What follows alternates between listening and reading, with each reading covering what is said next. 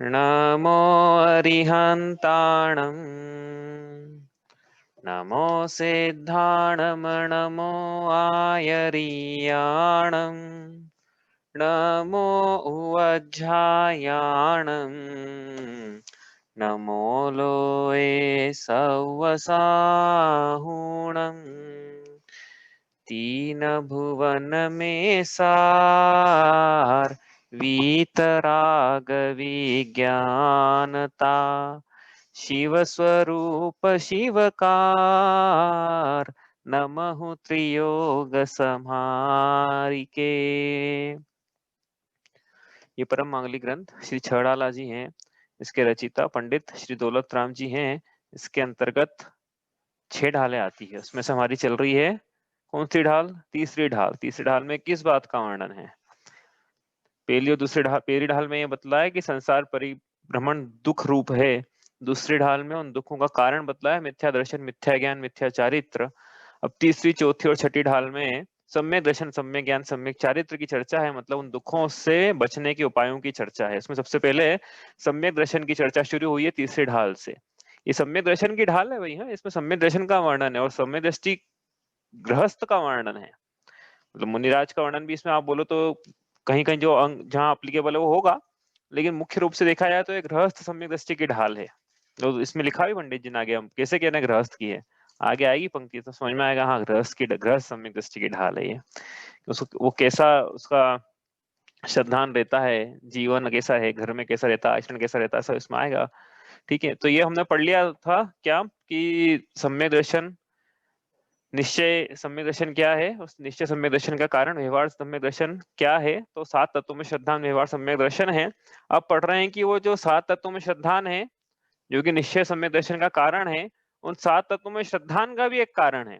वो कारण है सच्चे देवशास्त्र गुरु का श्रद्धान। तो उसकी चर्चा हमारी चल रही है। ये छंद नंबर है 10। इसको निकाल के पढ़ते हैं एक बार। सकल कर्म तेरा हित अवस्था सो शिव थिर सुखकारी, या विधि जो श्रद्धा तत्वन की सो समकित व्यवहारी। देव जिनेन्द्र गुरु परिग्रह बिन धर्म दया जुत सारो, ये हुमान समकित को कारण अष्ट अंग जुत धारो। तो दूसरी पंक्ति में बतलाया है कि पिछले 7 तत्व पहले, इसके पहले जो 7 तत्वों की चर्चा हुई है, इस प्रकार से तत्वों की श्रद्धान करना, जैसे है वैसा ही मानना, दृढ़ प्रतीति उरलाना, जिनेन्द्र भगवान ने जैसे बतलाया है उसका दृढ़ श्रद्धान करना, यह ही व्यवहार सम्यक दर्शन है, जो कि निश्चय सम्यक दर्शन का कारण है। इसके अलावा सम्यक दर्शन नहीं हो सकता है। ये तत्वों की चर्चा इसलिए इतनी जरूरी है। हाँ, जब जग विषयों में रच पच कर गाफिल निद्रा में सोता हो, अथवा वह शिव के निष्कंटक पथ में विष कंटक बोता हो अर्ध निशा का सन्नाटा वन में वनचारी चरते हो, तब शांत निराकुल मानस तुम क्या करते हो, तत्वों का चिंतन करते हो। ये पंक्ति मुनिराज के लिए लिखी है कि हे मुनिराज, आप धन्य हैं। आप हमेशा अनुकूलता प्रतिकूलता में तत्वों का चिंतन करते हो। इसके अलावा कोई काम नहीं है दूसरा करने के लिए, यही करना है जीवन में। तो ये मुनिराजों के लिए लिख दिया है, तो गृहस्थ को तो करना ही है। मतलब ऐसा नहीं कि छोटी चीज है, हम तो बड़ी चीज करेंगे अब ध्यान करेंगे, पूजा करेंगे, स्वाध्याय करेंगे। भाई मुनिराजों के लिए लिखा है कि तत्वों का चिंतन करना है। इसके बिना सम्यक दर्शन की प्राप्ति संभव ही नहीं है। तत्वों के श्रद्धान बिना सम्यक दर्शन नहीं हो सकता है। इसलिए क्या करना है कि तत्वों का श्रद्धन चिंतन करना है। उसके लिए तत्वों को जान लिया हमने। हाँ, तत्व जान लिए हैं, अब क्या करना है, बार बार चिंतन करना है उसका। जहां भी संसार में जैसी परिस्थिति घटित होती है, अनुकूलताएं प्रतिकूलताएं आती है, इष्ट वियोग अनिष्ट संयोग होता है, हाँ, नौकरी आजीविका में कम ज्यादा नुकसान वगैरह होता है, तो ये तत्वों का चिंतन करना है वहां पे। तो ये काम के हैं तत्व, नहीं तो पढ़ लिया और आगे बढ़ जाए, उससे किसी बात की सिद्धि नहीं होने वाली है। तो उन्होंने कहा है कि इसीलिए प्रकार जैसा बतलाया है वैसा तत्वों का श्रद्धान करना, यह ही व्यवहार सम्यक दर्शन है। ये चर्चा हमारी हो गई है। अब चलना है हमको यहाँ से आगे। कल हमने ये भी देखा था कि 7 तत्वों में कौन सा तत्व हे है, कौन सा गे है, कौन सा उपादेय है, कौन सा एक देश उपादेय, कौन सा परम उपादेय और कौन सा पूर्ण उपादेय है। ठीक है, तो आश्रव को वहां पे हे बोला है हाँ, बंद को भी हे बोला है कि बंद को कथनचित एक देश उपादेय बोलो ना थोड़ा, तो जैसे संवर्ण निजला को एक देश उपादेय बोला है, आश्रव बंद को भी किंचित उपादेय बोलो ना, बोले एक देश उपादेय, पुण्य प्रकृतियां उपादेय है, एक देश उपादेय बोल सकते हैं क्या? मान तो नहीं सकते हैं ऐसा कि आश्रव उपादेय है, क्योंकि माना तो आश्रव संबंधी विपरीत श्रद्धान है। यही आत्म के दुख कारण पंडित तो ऐसा लिख रहे हैं, यही आत्म के दुख कारण दूसरे ढाल में भी बोल के अशुभ अशुभ बंद के फल मंझा रति अरति करे निज पद विसार, स्पष्ट लिखा है वहां पे। तो आश्रव बंद उपादेय नहीं, चाहे पुण्य हो चाहे पाप हो, ऐसा नहीं बोलते ना पूजा में, वहां बोलते हैं अष्ट कर्म धना धूपम निरपामति स्वाहा, ऐसा नहीं बोलते हैं कि 148 प्रकृतियों में से पाप की 100 प्रकृति धना है, धूपम निरपामति स्वाहा, और पुण्य की रख लेंगे हम। हाँ, ऐसा नहीं बोलते हैं, सभी 148 कर्मों का दहन करना चाहते हैं। सिद्धांत तो हमारा ऐसा है। चारित्र में भले ही आश्रय होगा, पुण्य का ज्यादा होगा, शुभ परिणाम करेंगे तो पाप के परिणाम करेंगे तो पाप का ज्यादा आश्रय होगा, वो अलग बात है, होना अलग बात है, लेकिन मानना अलग बात है। इसलिए श्रद्धा जैसी है तत्वों की वैसी बनाए हम, है ना। और जो भी वहां पे हमने पढ़ के आया उसका रीजन तो नहीं करेंगे आज, प्रसंग भी नहीं अपना, लेकिन जैसा मतलब क्या है कि वो कंक्लूजन है उसका, 7 तत्व पढ़ने से कंक्लूजन ये है कि जो 7 तत्व पढ़े हैं उनका वैसा का वैसा श्रद्धान बनाए, श्रद्धान बनाने के लिए या बन जाए उसके बाद भी तत्वों का चिंतन सतत जीव करते रहे। यदि सम्यक दृष्टि है तो सम्यक दर्शन को बचाए रखने के लिए, बनाए रखने के लिए 7 तत्वों का चिंतन जरूरी है, और जो मिथ्या दृष्टि है तो सम्यक दर्शन उत्पन्न करने के लिए 7 तत्वों का चिंतन करना है। ठीक है, हम यहाँ से आगे चले तो हम पढ़ रहे हैं कि ये जो 7 तत्वों का कारण है वो भी एक 7 तत्व है निश्चय सम्यक दर्शन का कारण, लेकिन 7 तत्व भी जो कार्य है इसमें कारण है सच्चे देव शास्त्र गुरु धर्म का श्रद्धान। तो यहाँ लिखा है देव जिनेन्द्र गुरु परिग्रह धर्म दया युत सारो येहु मन संकित को कारण। जिनेन्द्र देव, निर्ग्रंथ गुरु और दया युक्त धर्म, यही सारभूत है, और यही इसी को यहाँ पे जान लिखा है लेकिन हमको मान याद है, हमने मान पढ़ा है भाई। तो येहु मान संकित को कारण, येहु मान मतलब इसी को माने, क्या माने? संकित का मतलब सम्यक, सम्यक तो का कारण इसको माने। कोई प्रश्न है क्या? मैं ये पूछ रहा था कि अगर अपन पुण्य के काम करते हैं, जो भी काम करते हैं, पूजा स्वाध्याय या जो भी है, तो उसमें से जो आश्रय होता है तो उसमें भी पाप प्रकृतियां और वो उसमें भी जाएगा और पुण्य में भी जाएगा। हाँ तो पढ़ा ना जो हमने पहले कुछ हाँ हाँ पहले समझाया था कि पाप में भी जाएगा, मतलब 8 में ही डिवाइड होएगा, बाकी शेयर पाप का कम रहेगा, पुण्य का ज्यादा रहेगा, पुण्य कर्मों में, हाँ, ये अच्छा पुण्य प्रश्न। कामों में। हाँ, अच्छा प्रश्न पूछा आपने। इनका प्रश्न ये है कि जब हम शुभ शुभ काम कर रहे हैं, जैसे मंदिर स्वाध्याय पूजा आदि धर्म के कार्य कर रहे हैं, या हमारा मन शुभ परिणामों से चित्त युक्त है, तब पुण्य का असर ज्यादा होगा कि पाप का असर ज्यादा होगा? हाँ, तो ये इसमें सीधा सा उत्तर इसका ये है कि 148 प्रकृतियों में से 47 प्रकृतियां तो सर्वथा पाप रूप ही हैं, उसका कोई भाई बहन ही नहीं है। 47 घाती कर्म की प्रकृतियां, ज्ञानावरण, दर्शनावरण, मोहनी और अंतराय, तो वो तो पाप रूपी बंधेगी, और बन ही रही है वो तो, चाहे कोई हो, चाहे 10वें अनुष्ठान के प्रारंभ में होने वाले मुनिराज ही क्यों ना हो, 10वें अनुष्ठान के अंत में विच्युति होती है इसकी, ज्ञानावरण, दर्शनावरण, अंतराय की। चाहे 10वें अनुष्ठान में होती, छप्पक श्रेणी हो या उपशम श्रेणी हो, उनको भी ये पाप बन रहा है। ज्ञान आवरण, दर्शनावरण, बोले अनुभाग कम हो, स्थिति कम हो, अलग बात है, लेकिन उनको ही बन रहा है। ठीक है, तो घाती कर्म की सारी प्रकृतियां जो है वो पाप रूप है। अब जो भेद होता है वो अघाती में होता है। तो अघाती की जो 101 प्रकृतियां हैं उसमें से यदि शुभ परिणाम है तो पुण्य का आश्रय बंध है, और अशुभ परिणाम है तो पाप का आश्रय बंध है। ऐसा जैसे मनुष्य गति और देव गति, ये पुण्य रूप है, यदि अच्छे परिणाम कर रहा है, शुभ परिणाम कर रहा है, मृदुता के परिणाम अपन ने पढ़े थे ना ऊपर, अकाम निजरा, सराग संयम, संयमा संयम, तो इस प्रकार के परिणाम है। तो देव गति और देव आयु का मन, नहीं तो अशुभ गति अशुभ आयु का मन। इस प्रकार से अघाती में भेद है, घाती में नहीं है, घाती सब पाप रूप है।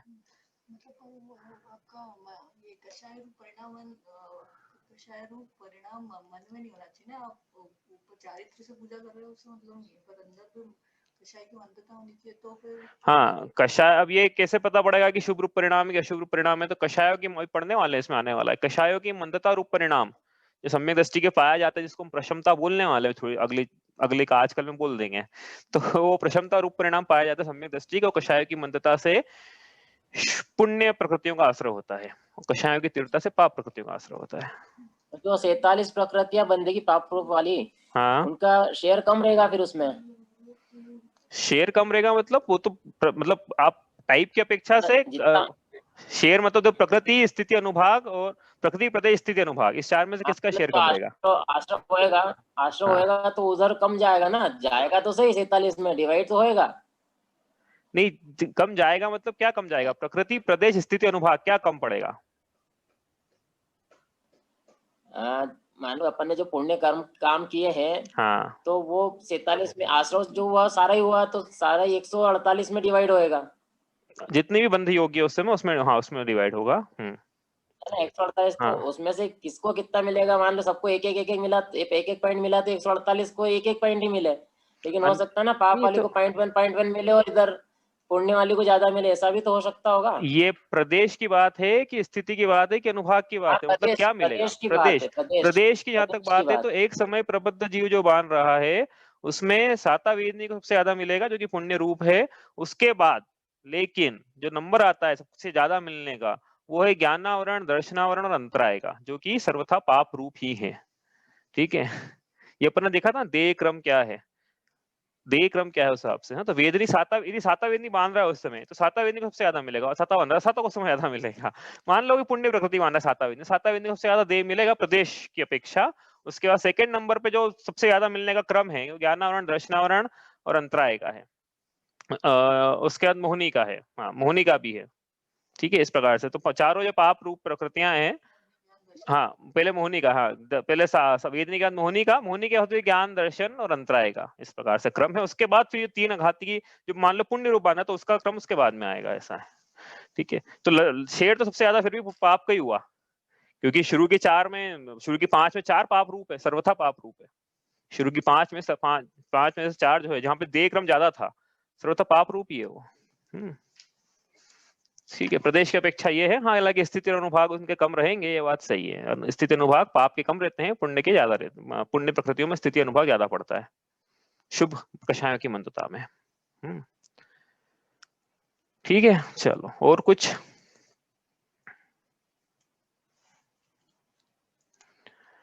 तो ये हमने क्रम देखा था, देह क्रम ज्यादा विस्तार से इस विषय को लिया नहीं, ये विषय थोड़ा बहुत आगे जाके है। और देह क्रम हम जो बोल रहे हैं ना, ये एक्चुअली क्या होता है कि ये पहले जैसे प्रकृतियां हैं उसका, उसमें से कुछ भाग अलग करके जो बहुभाग है, बहुभाग को 8 में इक्वल डिवाइड किया जाता है।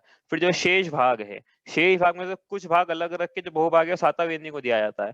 फिर जो शेष भाग था उसमें से एक भाग अलग रख के जो बहुभाग है वो फिर मोहनी को देंगे। फिर जो बच गया था उसका अलग कुछ भाग अलग रख के जो बचा है वो ज्ञानावरण, दर्शन और अंतराय में समान रूप से डिवाइड करेंगे। फिर जो बच गया था उसमें तो कुछ भाग अलग रख के नाम और गोत्र को बराबर कैसा देंगे। फिर जो बच गया वो आयु को देंगे। ये देह क्रम है उसका। ठीक है, तो इसमें आप देखना वेदनी के बाद 4 प्रकृतियां सर्वथा पाप रूप है ना। तो आप अब देखना मेथोडिक्स लगा के देखना, आप लेना 100, बहुभाग लेना 90। हाँ, 100 लोगों तो नहीं हो पाएगा, बहु लेना 1 लाख, 1 लाख में से बहुभाग ले लेना मान लो 90,000 और छोटा भाग लेना 10,000। फिर डिवाइड करके देखना है, ऐसा आपको मिल जाएगा शास्त्रों में, मैथमेटिक्स पूरा करा हुआ। ठीक है, चलो हम तो आगे चलते हैं यहाँ से। तो क्या हुआ, 7 हो गया ना प्रश्न का उत्तर। हाँ, 7 तत्वों का श्रद्धान का कारण है सच्चे देवशास गुरु का श्रद्धान। तो यहाँ पे फिर वापस पहचान कराई जा रही है जीव को कि भैया देवशास गुरु के सच्चे श्रद्धान बिना 7 तत्वों में श्रद्धान की बात कल्पना भी नहीं की जा सकती। क्यों? क्योंकि ये 7 तत्व कहाँ से आए हैं? 7 तत्व जिनेंद्र भगवान से आए हैं। तो जिनेंद्र भगवान पे विश्वास नहीं होगा, डॉक्टर पे विश्वास नहीं है, तो उसके प्रिस्क्रिप्शन पे कैसे विश्वास करेगा? सबसे पहला विश्वास तो कि हाँ ये सही है, ये जो बतला रहे हैं सुख का मार्ग है, यही इष्ट के करता है, यही सच्चे देव हैं, यही वीतरागी सर्वज्ञ और यही सत्य बोलने के अधिकारी हैं, यही हित के उपदेश देने के अधिकारी है। इनके अलावा संसार में कोई हित का उपदेश दे ही नहीं सकता है, क्योंकि यही सर्वज्ञ और यही वीतरागी है। बाकी सब क्या है, या तो अल्पज्ञ है या सरागी है। तो अल्पज्ञ और सरागी है तो उसके वचन तो प्रमाणिक हो ही नहीं सकते। ये तो वीतरागी और सर्वज्ञ में ताकत है सत्य बोलने की, सत्य जानने की, और जो जाना है वो सत्य बोलने की। सत्य जानने की ताकत इसलिए कि वो सर्वज्ञ है, और जो जानना है वो सत्य बोलने की ताकत इसलिए क्योंकि वो वीतरागी है। इसके अलावा संसार में कोई सत्य पाया ही नहीं जाता है। यदि अब तक ये श्रद्धा नहीं होगा मन में, तब तक उनकी बात वचनों पे विश्वास कौन करेगा? भाई हम बोल रहे हैं, हमारे वचनों पे कौन विश्वास करेगा?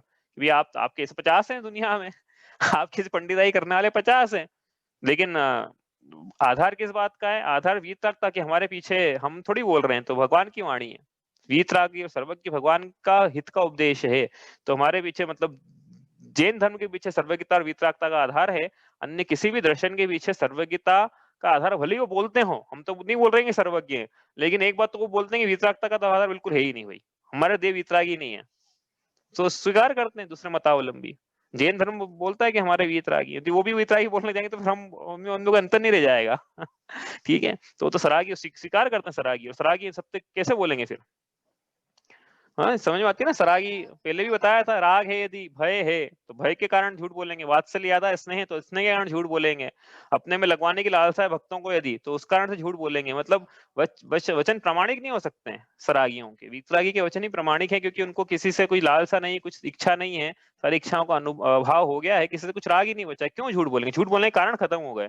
कषाय और अज्ञान ये दो झूठ बोलने के कारण है, इनके सर्वज्ञता और वीतरागता प्रकट हो गई है, मोहनीय और ज्ञानावरण कर्म का पूरा क्षय हो गया है, इसलिए इनके अब सत्य बोलने के ही कारण है, असत्य बोलने का कारण नहीं है। इसलिए देव जिनेंद्र देव के द्वारा बताए गए तत्व ही समीचीन है।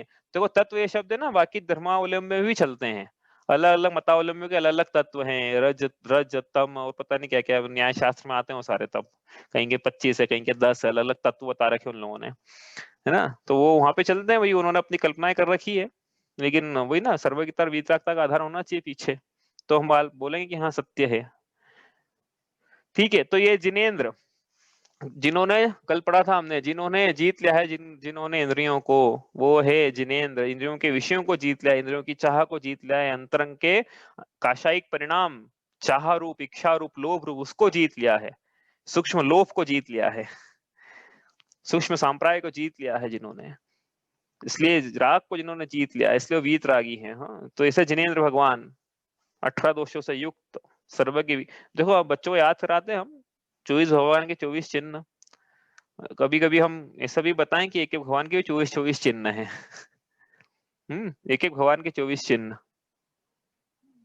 कैसे हो सकते हैं? भगवान के 24 चिन्ह भी 18 दोषों से मुक्त, 18 तो यही हो गए। भगवान महावीर जैसे उनके 24 चिन्ह, क्षुधा नहीं लगती उनको, पिपासा नहीं है, जन्म नहीं, जरा नहीं, मृत्यु नहीं, ऐसा पूरा 18 हो जाएंगे 18 दोषों से।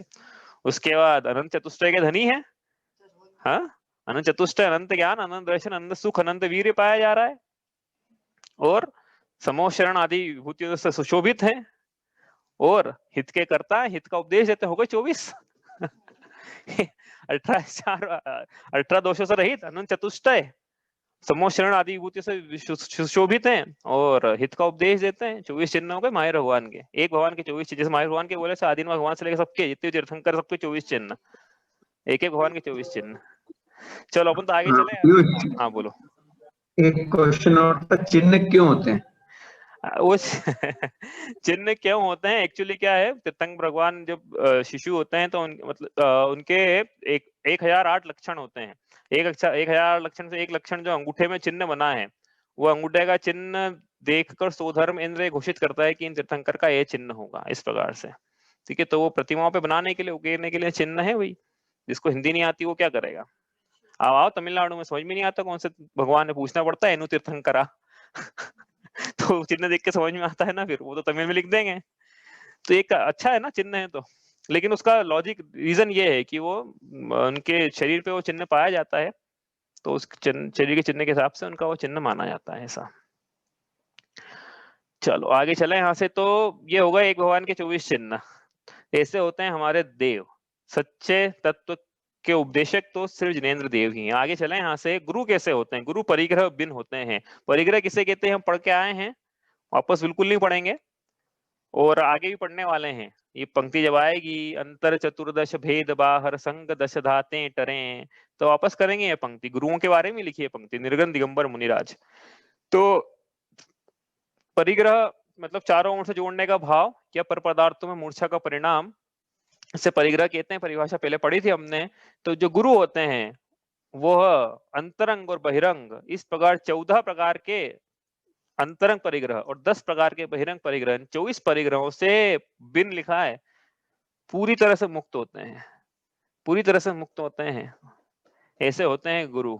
ठीक है, अब गुरु की पहचान कर लेना भाई कि गुरु जो सच्चे, क्या है कि गुरु पे विश्वास नहीं, क्योंकि क्या है भगवान की जो वाणी है गुरुओं के माध्यम से, गुरु मुख से हमको प्राप्त है, भगवान से प्राप्त नहीं है भाई। भगवान से तीर्थंकर की धुनी गणधर ने सुनी, तो गणधर के बाद आचार्य परंपरा से हमारे पास आई है, तो जो आचार्य परंपरा बीच में है वही हमारे गुरु हैं।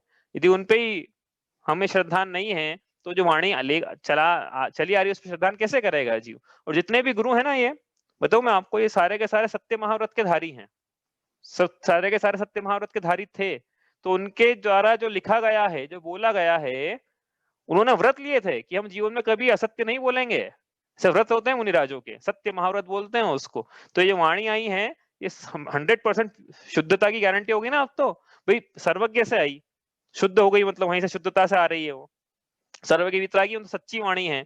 और हमारा अब कोई प्रश्न पूछा कि हम तक आते आते कंटेमिनेशन हो गया हो, तो भाई जहां से आ रही है, हाँ, जिन लोगों से आ रही है, सब सत्य महारथ के धारी हैं, सत्य महारथ के धारी हैं। तो वो जैसी वाणी चली आ रही है उसी को आगे बढ़ाएंगे, अपना नया कुछ नहीं मिलाने वाले मिथ्या वचन उसके, क्योंकि उन्होंने तो प्रतिज्ञा ले रखी है कि हम सत्य महारथ के धारी हैं।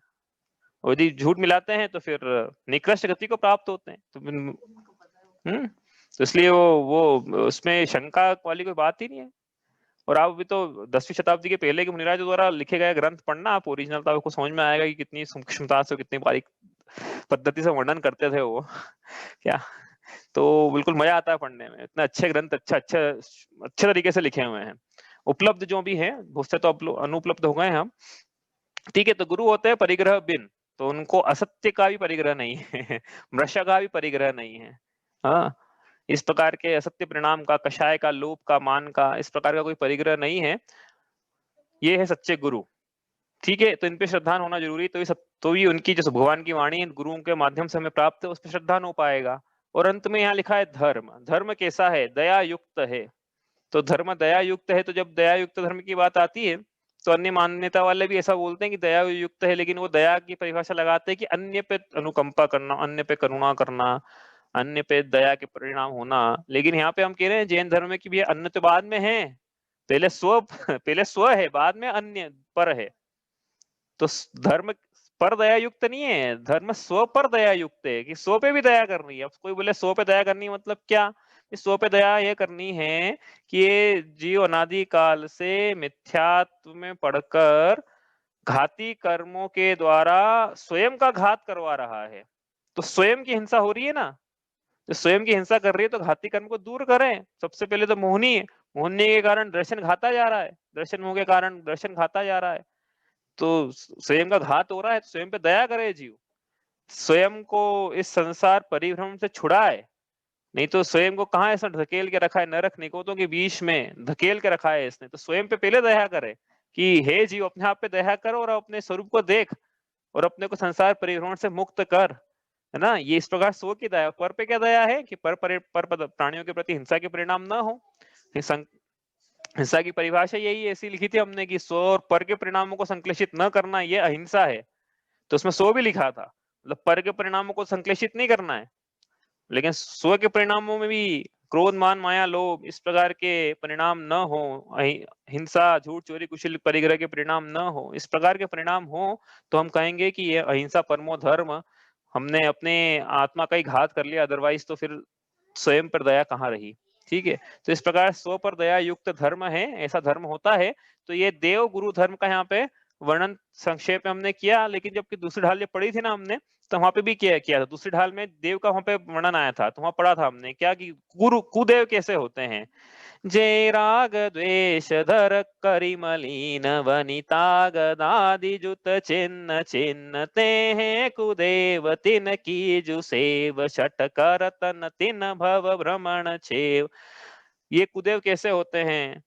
तो यहाँ लिखा है देव जो रहते हैं उनको इंद्रिय विरति रहती है, लिखा जिनेन्द्र, इंद्रियों को जीत लिया, इंद्रिय विरति पाई जा रही, अविरति नहीं पाई जा रही है। लेकिन कुदेव कैसे होते हैं? उनको इंद्रिय अविरति पाई जा रही है। इसलिए वो क्या है, राग द्वेष मल करी मलीन वनिता गदादि जुत चिन्ह चिन्ह, उनको भोग पाए जा रहे हैं इंद्रियों के। तो वो कुदेव हैं, उनकी जो सेवा करते हैं, उनके संसार, उन मूर्खों के संसार परिभ्रमण का कभी छोर नहीं आता है।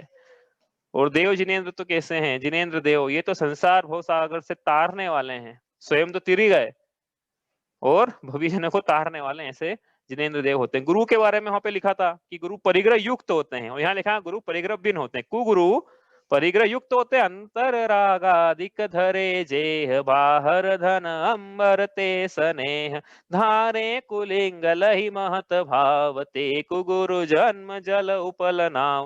लिखा था ना वहां पे अंतर रागादिक धरे जेह बाहर धन अंबर ते स्नेह।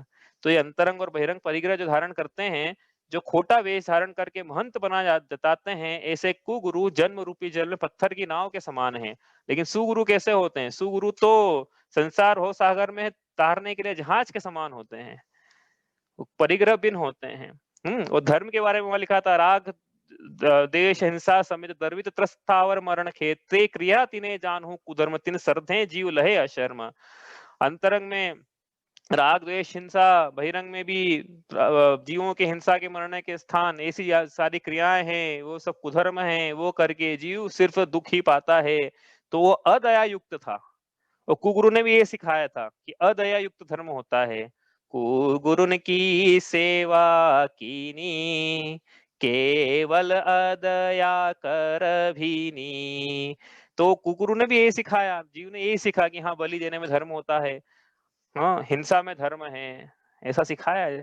तो फिर परिणाम जीव को भुगतना पड़े। तो यहाँ पे कह रहे हैं कि वहां पे कहा था कि ये सब अधर्म है, ऐसा करने से जीव दुख को प्राप्त करता है। लेकिन यहाँ बतला रहे हैं कि अदया युक्त तो धर्म नहीं है, धर्म तो दया युक्त होना चाहिए, धर्म तो अहिंसा युक्त होना चाहिए, अहिंसा ही धर्म है संसार में। और वो आप स्वयं विचार करो ना भाई, इसके अलावा और क्या धर्म हो सकता है जो सबको, सभी संसार प्राणियों को उत्तम सुख में धरे, वो धर्म है। तो हम किसी के परिणामों को संश्लेषित नहीं करेंगे, किसी को दुख नहीं देंगे और स्वयं भी दुखी नहीं होंगे, यही धर्म है ना। फिर तो स्वयं तो पर पे भी दया करेंगे, सो पे भी दया करेंगे, ये धर्म हुआ। इसके अलावा क्या होगा बताओ, आप स्वयं सोचो। आपको नया धर्म इन्वेंट करना है तो आप क्या रखोगे कोर फिलोसफी सेंटर में? स्वयं तो ये ऐसा नहीं कि सिर्फ थ्योरेटिकल बात है, प्रैक्टिकली सोच के देखना कि हम क्या रखेंगे। मानव सेवा क्या रखेंगे सेंटर में, हम क्या रखना है? धर्म, नया धर्म बनाए, लॉन्च करें हम, सेंटर में क्या होगा? सेंटर में सुख होगा कि नहीं होगा? और सुख को कैसे प्राप्त किया जाता है वो होगा।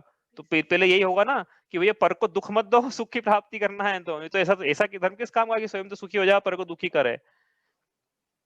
तो ये धर्म दया युक्त होता है, और यही सारभूत है संसार में। ये तीन देव गुरु धर्म यही सार है, या दया युक्त धर्म यही सार है। इसके अलावा संसार में कहीं सुख की प्राप्ति नहीं होती, क्योंकि ये जो धर्म है यही उत्तम सुख में रखता है।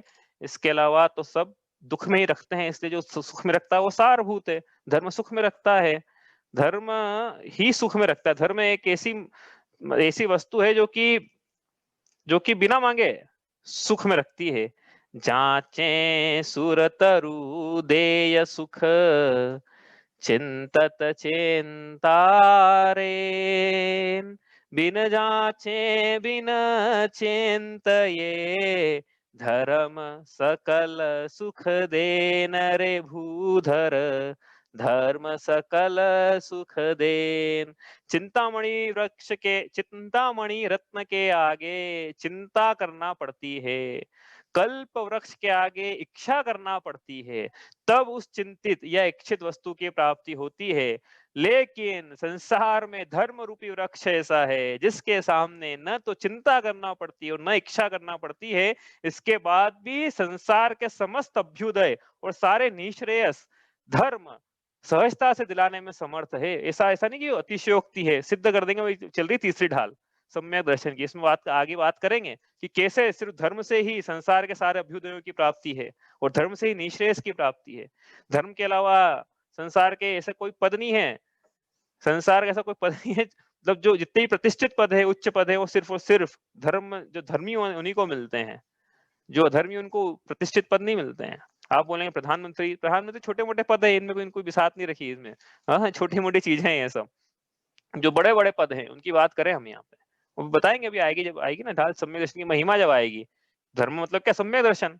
जो सम्यक दर्शन की ढाल चल रही है तो इसमें सम्यक दर्शन की महिमा आएगी आगे, तो उसमें बात करेंगे हम कि बिना सम्यक दर्शन के जीव कहाँ कहाँ जाता है और सम्यक दर्शन के साथ कहाँ कहाँ जाता है। समझ में आ जाएगा कि धर्म से कैसे अभ्युदय की प्राप्ति है और कैसे धर्म से कैसे मोक्ष रूपी निश्रेयस की प्राप्ति है। तो धर्म ही सारभूत है, इसका मतलब ये है, बाकी सब असार है, क्योंकि जीव को सुख चाहिए। तो लौकिक सुख भी धर्म दिला रहा है और पारलौकिक तो ले ही रहा है। तो अब कोई बोलेगा कि ऐसा कैसे हो सकता है, एक ही कारण से दो कार्य कैसे हो सकते हैं? या तो धर्म जो है मोक्ष की प्राप्ति कराएगा या धर्म स्वर्ग की प्राप्ति कराएगा। धर्म से मोक्ष और सुख दोनों की प्राप्ति नहीं हो सकती है, क्योंकि एक कारण से दो कार्य नहीं हो सकते हैं। दो कार्य तो कारण भी दो होना चाहिए। तो इसका उत्तर बड़ा आसान है, पहले भी दिया था एक बार कि भाई वहां पे जब हमने देवायु का आश्रव करवाया और ऊपर जब सम्यक के परिणाम लिखे, सराग संयम लिखा, संयम संयम लिखा, उससे आश्रव जब पढ़ा था हमने, तो वहां पे एक बात बोली थी कि भैया सम्यक तो आश्रव नहीं है, सम्यक तो धर्म रूप परिणाम है, धर्म से आश्रव कैसे हो सकता है? सम्यक के साथ में जो राग पाया जाता है उस राग से आश्रव है। से जब सम्यक दर्शन के साथ शुभ राग पाया जाता है तब पुण्य प्रकृति का विशेष बंध होता है, उससे जो पुण्य का उदय आता है उनसे संसारी सुखों की प्राप्ति होती है। ठीक है, तो धर्म से नहीं हुई है वो, मतलब धर्म से आश्रव नहीं हुआ है, धर्म के साथ में जो राग था, सम्यक दर्शन के साथ में जो राग था या सम्यक चारित्र के साथ में राग था, उसके साथ उन शुभ परिणामों से जो आश्रव हुआ है उनसे महान पुण्य प्रकृति बंधी है, उन महान पुण्य प्रकृतियों से फिर संसारिक पदों की प्राप्ति है। सम्यक दर्शन से प्राप्ति, सम्यक दर्शन से आश्रव नहीं होता है, तो सिद्ध भगवान के आश्रव कहना पड़ेगा फिर। ठीक है, एक बात तो ये है। दूसरी बात ये है कि कहीं कहीं लिखा है, कहीं कहीं ऐसा लिखा है निर्जरा जो है वो भी सुख का कारण है, तप रूपी निर्जरा वो सुख का कारण है, वही निर्जरा मोक्ष का भी कारण है, स्वर्ग का भी कारण है, मोक्ष का भी कारण। तो कैसे?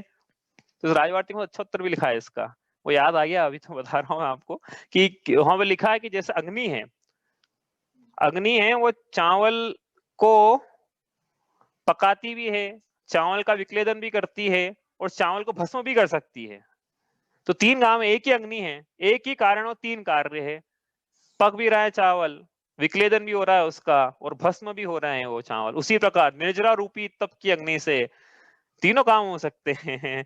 कर्म जो है वो उनका पूरा क्षय भी हो सकता है, हाँ, पाप का संक्रमण भी हो सकता है, पुण्य का बंध भी हो सकता है। इस प्रकार से निर्जरा से तीनों काम हो सकते हैं, क्योंकि क्या अधूरा रह जाए, यदि पूरा भस्म हो जाए तो मोक्ष नहीं हुआ, तो अधूरा रह गया तप का से निर्जरा, तो जो पुण्य का आश्रय हो उससे अभ्युदय की प्राप्ति है। मतलब निर्जरा यदि पूर्ण अच्छी सक्सेसफुल हुई कहने का मतलब, तो निःश्रेयस की प्राप्ति, और नहीं हो पाई पूरी तरह से अच्छे से निर्जरा सभी कर्मों की, तो फिर स्वर्ग की प्राप्ति। इस प्रकार से धर्म ही है जो कि सभी संसार के भौतिक सुखों को, जिसको हम बोलते हैं, वो दिलाने में समर्थ है, और मोक्ष का सुख दिलाने में भी सिर्फ धर्म ही समर्थ है, इसके अलावा संसार में कोई और समर्थ नहीं है।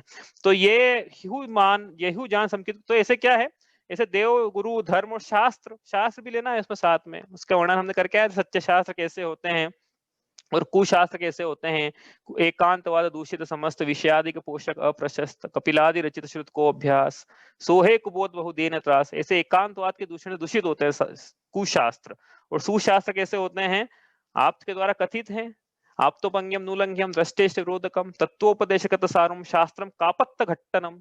शास्त्र जो है आप्त के द्वारा कहे गए हैं, सन्मार्ग को बतलाने वाले हैं, अनुमान और प्रत्यक्ष जिसमें विरोध नहीं आता है, जो कि सर्वहितकारी हैं, सच्चे शास्त्र है आपके द्वारा कहे गए, अनेकांतमयी। तो इन पे श्रद्धा जब तक नहीं है तब तक सात तत्वों पे श्रद्धा नहीं है। इसलिए पहले जीव की भूमिका में क्या करें, देव शास्त्र गुरु में श्रद्धान बनाए। और देव शास्त्र गुरु में श्रद्धान कोई बोलेगी बना लिया तो ऐसा, वो तो क्या, जब श्रद्धान होती तो भक्ति के भाव आए बिना रहते नहीं है। श्रद्धान हो जाए और मंदिर नहीं जाए ऐसा हो सकता है? श्रद्धान हो जाए और देव पूजा नहीं करे ऐसा हो सकता है? हाँ, जिनका उपकार है अपने पे, ये समझ में आ जाए कि इतना बड़ा उपकार है, तो वो घर में रह जाएगा, फिर कृतज्ञ नहीं खिलाएगा ना फिर। आवाज सही नहीं आ रही है। हाँ, थोड़ा कनेक्शन की प्रॉब्लम थी, अभी आ रही है ठीक? कनेक्शन की प्रॉब्लम थी, अब ठीक होगी शायद। ठीक है ना? अब तो आवाज नहीं आ रही क्या? हाँ, तो ये इस प्रकार से हमने देखा कि देव शास्त्र गुरु, ये मतलब जो जीव वाकई में सम्यक दृष्टि है, वह देव पूजा, गुरु पास्ती, शास्त्र स्वाध्याय, तप, दान, संयम, ये उसके आवश्यक जीवन में स्वतः पाए जाते हैं। ऐसा नहीं कि चला के करना पड़ता है उसको।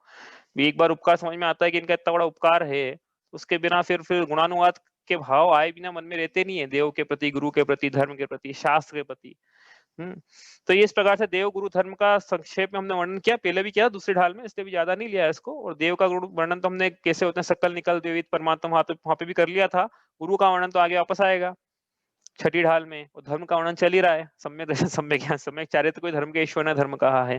ठीक है, चलो यहाँ से आगे चलें आप चौथे चरण पे कि येहू मान संकित को कारण, यही है सम्यक दर्शन का कारण। तो इसको धारण करें, फिर किसको धारण करें, फिर सम्यक दर्शन को धारण करें, ऐसा लिखा है। हाँ, किसको धारण करना है, किसको धारण करना है, सम्यक दर्शन को धारण करना है, बंद को नहीं, बंद से न सजिए, सम्यक दर्शन को धारण करें। अब इन्होंने एक पंक्ति लिखी है यहाँ पे, अष्ट अंग जुत धारो, इस सम्यक दर्शन को 8 अंग से युक्त होकर धारण करो। मतलब इस 8 सम्यक दर्शन है, ये 8 अंग वाला है, तो इस सम्यक दर्शन को पूरे 8 अंग के साथ में धारण करो, ऐसा कह रहे हैं वहां पे। ठीक है, सम्यक दृष्टि के जीवन में ये 8 अंग होते ही होते हैं, सम्यक दर्शन 8 अंगों से मिलके बना हुआ है। अब प्रश्न ये होगा कि कौन से 8 अंग हैं। ठीक है, तो उसका वर्णन करेंगे, करने वाले हैं पंडित जी, खुद करने वाले हैं, इसलिए अपन अलग से करेंगे नहीं इसमें। अभी तो इतना याद रखो, सम्यक दर्शन जो है 8 अंगों से मिलकर बना होता है, तो इस सम्यक दर्शन को 8 अंग द्वारा 8 अंगों से धारण कीजिए, ऐसा वो कह रहे हैं वहां पे। ठीक है, इसमें कुछ पूछना है? छंद हो गया पूरा अपना, जल्दी हो गया ये। ठीक है, कुछ पूछना है तो अभी 11वां छंद करते हैं। तो इसमें क्या बताया है कि 7 तत्वों में श्रद्धान का कारण देव जिनेन्द्र गुरु, देव गुरु धर्म है, और ऐसे सम्यक दर्शन को 8 अंग द्वारा धारण कीजिए। अगले छंद की तरफ, 10वां छंद ये हो गया हमारा, अब 11वां छंद। ये इतना यहाँ तक आएगा 10वें छंद की दूसरी पंक्ति तक।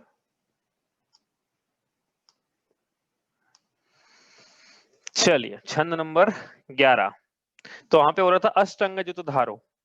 ठीक है, एक बात तो ये पार कर लेते हैं, इसको पढ़ेंगे, इसको अपन और भी चीजें हैं पहले वो पढ़ लेते हैं साथ में। क्या कह रहे हैं छंद नंबर 11 में कि और कैसा और क्या करो साथ में। देखो डायरेक्टिव चल रहे हैं यहाँ पे, पहला अब ये डायरेक्टिव जो पढ़ते कल भी हमने बताया था कि ऐसा करो ऐसा करो, उन्होंने वापस बोला कि अष्टंग धारो, अष्टंग जुत धारो ना, और भी डायरेक्टिव चल रहे हैं, डू एज डायरेक्टेड। ठीक है, छंद नंबर 11 पढ़ते हैं। वसुमद टारी निवारि त्रिषटता षट अनायतन त्यागो, शंकादिक वसुदोष बिना संवेगादिक चिद पागो, अष्ट अंग अरुदोष 25 तीन संक्षेप हूँ कहिए, बिन जाने ते दोष गुणन को कैसे तजिए गहिए। तो उन्होंने पहले कहा 10वें छंद में कि अष्ट अंग जुत धारो, और साथ में क्या करो, साथ में और भी चीज करो भैया, अष्टंग जुत धारो, साथ में ये करो, साथ में क्या करो, वसुमद टारी, वसु मतलब वसुद्रव्य सवारी तुम ढिंगदारी, पहले ही बताया था। वसु मतलब 8, वसु मतलब 8 होता है भैया, नंबर तो 8 लिखते तो 3 मात्रा हो जाती है ना, 2 ही मात्रा चाहिए थी अपने को, तो वसु मतलब वो छंद में तो मात्रा में गड़बड़ हो जाती है, इसलिए वसु, वसु 8, 8 मद, मद क्या होता है अब ये सबको पता है, मद क्या होता है, अपन परिभाषा कर देंगे इसकी मद की अभी। तो 8 प्रकार के मद होते हैं, उनको टारी, उनको उनका उनका त्याग कीजिए, उनको टालो, उनको टारो। तो अष्टंग जो धारो, 8 मदों को टालो, उनका त्याग करो। सम्यक दृष्टि जीव के 8 अंग होते हैं, और ये 8 मद नहीं होते हैं। और क्या लिखा साथ में, निवारित त्रिषटता, त्रिषटता, त्रि मतलब 3, और षटता, षटता मतलब मूढ़ता, तो 3 प्रकार की मूर्ता का निवारी, निवारी मतलब निवारण करो, हटाओ, दूर करो। देखेंगे अपन 3 मूर्ताएं कौन सी है। तो 3 प्रकार की मूर्ताओं का निवारण करो, उनको टारो, और क्या करो, षट अनायतन त्यागो, षट मतलब 6, और अनायतन, अनायतन क्या होते हैं, होते हैं जो भी, वो 6 प्रकार के अनायतन का त्याग करो। तो कितनी बातें हो गई, अष्ट अंग से सम्यक दर्शन को धारण करो, मतलब अष्टंग तो अपनाओ, और साथ में लेकिन जो नहीं अपनाना, जिनसे परहेज रखना है, इनको छोड़ना है, वो क्या है, 8 मद, 3 मूर्ताएं और 6 अनायतन, इनका त्याग करो। ठीक है, आगे और लिखा, शंकादिक वसु दोष बिना, शंकादिक लिखा ना वो, शंका आदिक, तो शंका आदि ऐसे कुछ होते हैं, क्या होते हैं, ये दोष होते हैं, कितने होते हैं, वापस वसु लिखा, वसु मतलब वापस 8, तो 8 प्रकार के शंकादिक दोष होते हैं, उनके बिना, तो उनको भी त्याग करो, कहने का मतलब ये है। ठीक है, तो शंकादिक 8 दोषों का भी त्याग करो, और क्या करो साथ में, अब संवेगादिक भी कुछ होते हैं, तो संवेगादिक को भी क्या करो, इनका त्याग मत करो भैया, तो सबका त्याग करा रहे हो। संवेगादिक चित्त पागो, ऐसा लिखा है, तो संवेगादिक में चित्त, पाग दो मतलब बताओ, कौन बताएगा? पागना मतलब क्या होता है? ध्यान करो। पाग दो, आगे बढ़ो। लगाना, इसमें लिखा था पागो मतलब लगाना चाहिए। हाँ वो तो है, वो कि दूसरी ढाल में बताया था इसका मतलब। लगो। हाँ लगो। लगो, ऐसा ऋचा बोल रही है, लगाना चाहिए। हाँ और क्या है? पागने का क्या मतलब होता है वास्तव में? पागना, भिगो हाँ लगा दो, क्या? भिगो दो, रमा दो उसे, भिगो दो, रमा भिगो दो, दो। ये होता है मतलब पागने का। भिगो दो उसको। जलेबी को चाशनी में भली भांति निमग्न कर दो, मतलब जलेबी को चाशनी में पाग दो, नुक्ति को चाशनी में पाग दो, भिगो दो, निमग्न कर दो भली भांति अच्छे तरीके से। तो अपने चित्त को संवेगादि में भली भांति निमग्न कर दो, पाग दो। दौलत निज आत्म, दौलत निज आत्म, आगे क्या है? दौलत निज आत्म सुपाग, दौलत निज आत्म सुपाग। हे दौलत राम, तू अपनी आत्मा में भली भांति निमग्न हो जा। वैसे यहाँ कह रहे हैं संवेगाधिक चित्त पागो, कि अपना चित्त जो है वो संवेगाधिक, संवेगाधिक क्या होते हैं पढ़ेंगे, उसमें अपने चित्त को भली भांति निमग्न कर दो। ठीक है, ये हुआ। अब आगे कह रहे हैं, देखो पूरा पढ़ लेते हैं इसको अपन। अष्ट अंग, अब वो 8 अंग कौन से जो पहले अष्ट अंग जो तो धारो, वापस वही वाले 8 अंग है। अष्ट अंग, अरु मतलब और, अब और लिखेंगे तो 3 मात्रा हो जाएगी, इसलिए अरु लिखा जाता है। कहीं कहीं तो रू भी लिख देते हैं बस, रू मतलब एक में समझ लो और। तो अष्ट अंग और दोष 25 दोष हैं, मतलब 8 अंग और 25 दोष हैं। किसके? सम्यक दर्शन के 8 अंग और 25 दोष होते हैं। 25 दोष 8 अंग के ऊपर लिखा है, 25 का काउंट करें और 25 का काउंट कैसे आया? तो देखो, वसु मद 8 प्रकार के मद, निवारी त्रिषटता 3 प्रकार की मूर्ता, 8 और 3 11, छठ अनायतन 11 और 6 17, और शंकादिक वसु 8 प्रकार के शंका आदि दोष 17 और 8 25 हो गए, 25 दोष। तो सम्यक दर्शन जो है वो 8 अंग सहित 25 दोषों रहित होता है। तो संवेगाधिक क्या है फिर? ये भी है, कुछ देखेंगे क्या है वो। ठीक है, अभी नीचे तो नहीं लिखा, लेकिन अष्ट अंग और दोष 25 हो, सम्यक दर्शन को 8 अंग और 8 अंग सहित होता है, 25 दोष रहित होता है। तो ये क्या क्या होते हैं? तो कह रहे पंडित जी 3 संक्षेप हूं कहिए, इनको मैं संक्षेप में कहता हूं। इसको संक्षेप में अब कहेंगे हम, इसलिए हम अभी नहीं कह रहे हैं, पंडित जी कहेंगे तब उनके साथ साथ हम कहेंगे। कुछ पूछना है क्या? तो बिन जाने ते दोष गणन को क्यों कह रहे हो पंडित जी आप? तो पंडित जी कह रहे हैं कि हम नहीं कहेंगे, तो बिन जाने ते दोष गणन को कैसे तजिए कहिए? तो कुछ आवाज लगाना अब, आवाज म्यूट कर लो आप। हाँ, तो बिन जाने ते दोष गुणन को कैसे तजिए कहिए, कि बिना जाने हम दोषों को कैसे छोड़ें और गुणों को कैसे ग्रहण करें। ऐसा लिखा है ना वहां पे, कि यदि हम गुण और दोष, अंग गुण और दोष, इनको यदि नहीं जानेंगे तो बिना जाने हम गुणों को कैसे ग्रहण करें। वो दोष गुण लिखा ना, क्रमशः तज्जुर गही में लगाना है अंतिम चरण में, जो चौथा चरण लिखा ना, बिन जाने थे दोष गुणन को यहाँ पे। तो यदि हम गुणों को नहीं जानेंगे तो कैसे ग्रहण करेंगे, और दोषों को नहीं जानेंगे तो कैसे उनका त्याग करेंगे। इसलिए इन अंग को, गुणों को और दोषों को संक्षेप में हम कहेंगे। फिर संक्षेप में कहेंगे क्या करना है, जो गुण है और अंग है उनको अपनाना है, और जो दोष है उनको तजना है। ठीक है, अगली बात समझ में? ये हो गया छंद नंबर 11। लेकिन अपन क्या करते हैं, आगे बढ़ने के बजाय, आप याद कर रहे होंगे, मेरे को ऐसा लगता है, हम जो 25 दोष हैं और 8 अंग हैं उनका एक चार्ट बना लें, क्योंकि अब जो डिस्क्रिप्शन आने वाला है वो इस चार्ट में से आना। सम्यक दर्शन जो है परिभाषा चरणा नियोग के अनुसार वो यही परिभाषा है। श्रद्धानाम आप्तागम तपोव्रताम त्रिमूढ़ पूर्णमष्टांगम, श्रद्धानाम परमार्थानाम आप्तागम तपोव्रताम त्रिमूढ़ पूर्णमष्टांगम सम्यक दर्शनम अस्मयम। श्रद्धानाम परमार्थानाम, सच्चे आप्तागम तपोव्रताम, सच्चे आप्त, सच्चे आगम और सच्चे तपोव्रत मतलब गुरु, इसमें श्रद्धान होना, यह सम्यक दर्शन है। ऐसा चरणा रत्नाकर शाकाचार्य में लिखा। उसके उन्होंने लिखा त्रिमूढ़ पूर्णमष्टांगम, यह मूर्ता 3 प्रकार की मूर्ता आदि 25 दोषों से रहित होता है और अष्ट पूर्णमष्टांगम 8 अंगों सहित होता है। इस प्रकार का सम्यक दर्शन होता है। चरणानु की परिभाषा है सम्यक दर्शन की। तो देवशास्त्र गुरु का वर्णन तो ऊपर हो गया, अब किसका वर्णन बचा है? 8 अंग का और 25 दोषों का। तो 8 अंग सम्यक दर्शन के 8 अंग कौन कौन से हैं? ठीक है, अपन ये लिख रहे हैं बस यहाँ पे, इसको आप याद करते चलना है, ये बहुत जरूरी है भाई।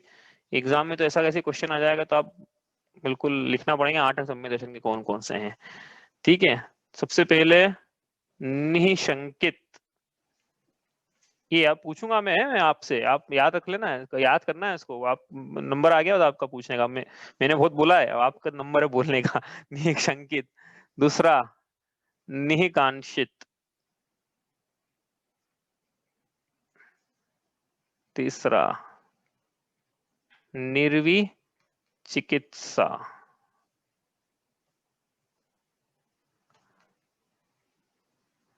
अमूढ़ दृष्टि। उपगूहन। स्थितीकरण।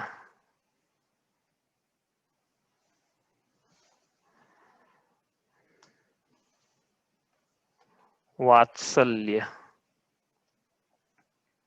प्रभावना। ठीक है ना। जिन वच में शंका न धार बहु सुखवांछा भाने मुनि तन मलि देख गिनावे तत्व कुतत्व पहचाने निज गुण अरूप रवगुण ढागे निज पर को सूद ढावे।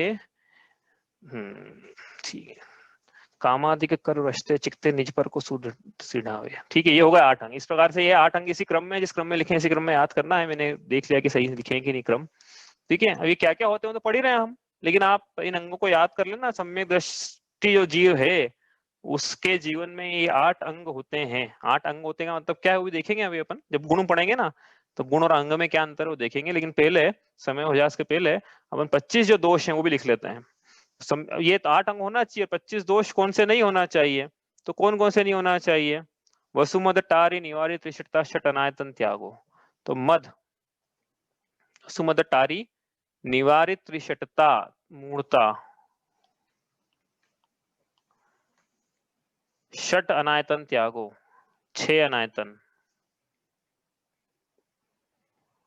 शंकादिक दोष बिना संवेगादिक चित्त पागो 8 शंकादि 8 दोष, शंकादि दोष ऐसा लिख लेते हैं यहाँ पे। ठीक है, ठीक है, 25 दोष हो गए। 8 और 3 11 और 6 17 और 8 25। अब ये 8 मत कौन कौन से उनके से नाम लिख रहे हैं, याद करना है सब। ऐसे लिख रहे हैं, ऐसा नहीं कि टाइम पास कर रहे हैं, यहाँ टाइम पूरा कर रहे हैं, याद करना है ये सब। ये अभी से याद करना शुरू कर देना आप कि ये होते हैं, फिर एक एक करके आएगा वर्णन तो करते चले जाएंगे उसको। 8 मत कौन कौन से होते हैं बताओ भाई, किसी को याद है? पिता भूप कुल मद, मद लगाते हैं ना सामने, किता पिता भूप या मातृ नप जो होय तो मद न मद ठाने। पिता भूप या मातृ होय, पिता भूप या मातृ नब जो होय तो न मद ठाने मदन रूप को मदन ज्ञान को, मदन रूप को मदन ज्ञान को धनमल को मद ठाने तप को न मद न मदजु प्रभुता को। अब ये क्या है, मेरे को तो पंक्तियां याद है, मैंने वहां से लिखा है। आप भी पंक्तियां याद करेंगे तो अपने आप याद हो जाएंगे वैसे ये, लेकिन फिर भी इस प्रकार से 8 मदे छड़ाला की पंक्ति से लिखे। अभी हमने जो पंक्ति बोली ना, अभी पंक्ति जो मतलब लाउड थिंकिंग जो मैंने किया है वो पंक्तियां छड़ाला की। पिता भूप या मातृ नब जो होय तो मद न मद ठाने मद न रूप को मद न ज्ञान को धन बल को मद ठाने तप को न मद जो प्रभुता को करे न सो निज जाने मद धारे तो ही दोष हो संकित को मल ठाने। पंक्तियां हैं, आगे आएगी। पंक्तियां याद कर लोगे तो मत के नाम आपको याद हो जाएंगे, लेकिन आप अभी से शुरू कर दो ये याद करना, तो आपको 25 दोष याद होंगे कि सम्यक दृष्टि के जीवन में ये मद नहीं होते। कहने का मतलब 8 प्रकार के मदों से वो मुक्त होता है। 3 मूर्ता, 3 मूर्ता के नाम तो इसमें जैसे लिखे वैसे आएंगे नहीं, लेकिन अपन लिख लेते हैं यहाँ पे। लोक मूर्ता, देव मूर्ता और गुरु मूर्ता, या कहीं कहीं पाखंड मूर्ता भी लिखा हुआ है। गुरु मूर्ता या पाखंड मूर्ता भी, पाखंड मतलब वही पाखंड मूर्ता। ठीक है, 6 अनायतन, कुगुरु, कुदेव, कुधर्म, सब में गस्ती के जीवन में, समझ गए आप? कुगुरु, कुदेव, कुधर्म का कोई स्कोप नहीं है। कुगुरु के सेवक, कुधर्म, कु देव के सेवक, ऊपर लिखा कुगुरु के सेवक, नीचे लिखा है कुदेव के सेवक, और छठा कुधर्म के सेवक। याद है, आसान है ये तो करना, कुधर्म के सेवक। ठीक है, ये कितने अनायतन हो गए? 6 होते क्या, बस समझेंगे, अभी तो नाम लिख रहे हैं बस। कुगुरु, कुदेव, कुधर्म, कुगुरु के सेवक, कुदेव के सेवक और कुधर्म के सेवक, ये सब अनायतन है, अनायतन। 8 शंकादिक दोष, 8 शंकादिक दोष कौन कौन से हैं? अब बताना चाहता है कोई? शंका, कांक्षा, कांक्षा, विचिकित्सा, विचिकित्सा लिखा है, हाँ वो विचिकित्सा, मूढ़ दृष्टि, अनुगूहन, अस्थितीकरण,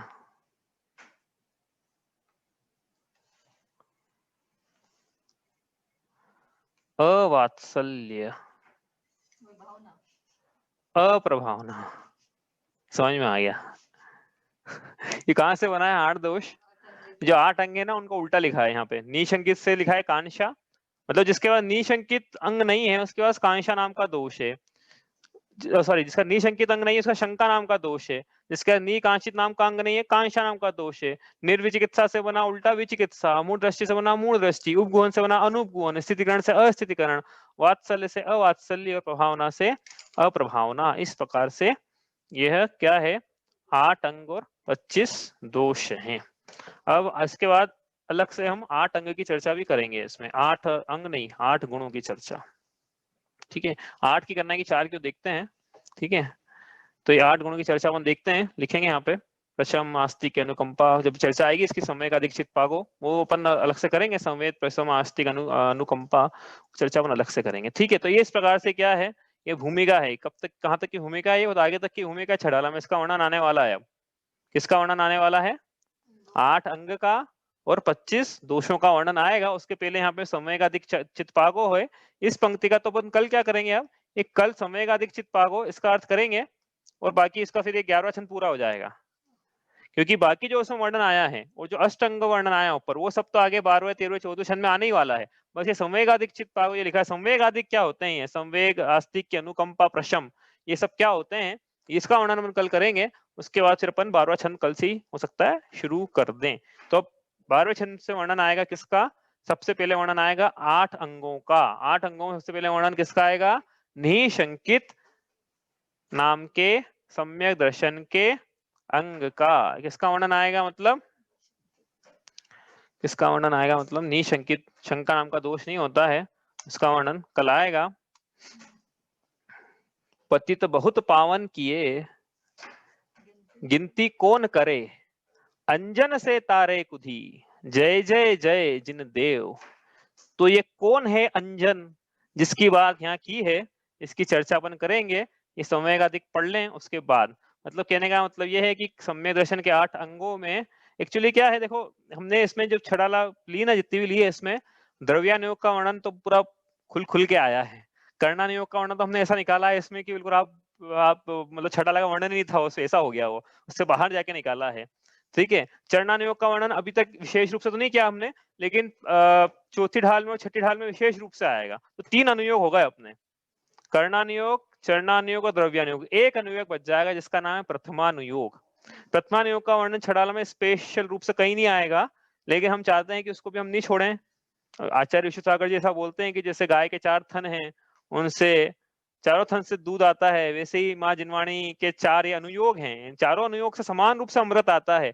तो प्रथमानुयोग को भी मत छोड़ो, तो प्रथमानुयोग को भी नहीं छोड़ेंगे। और सम्यक दर्शन के जब 8 अंग पढ़ेंगे तो इन्हीं 8 अंगों में प्रचलित है 8 कहानियां। पहली कहानी है अंजन चोर की, वो अपन जब आएगा, कल ही आ जाएगा या परसों जब भी प्रसंग आएगा उसका, तब वन प्रसंग लेंगे अंजन चोर की कहानी। तो उसके पहले तो पढ़ेंगे अंग क्या होता है, फिर उसकी जो कहानी है वो अपन लेंगे। इस प्रकार से 8 कहानियां इसमें आने वाली है, अगले जब तक भी चलेगा प्रसंग तब तक ही है। ठीक है, आज इतना ही करते हैं, क्योंकि आज नया प्रसंग ले नहीं सकते, क्योंकि उसमें अब टाइम लगेगा। ठीक है, कोई प्रश्न है आपका?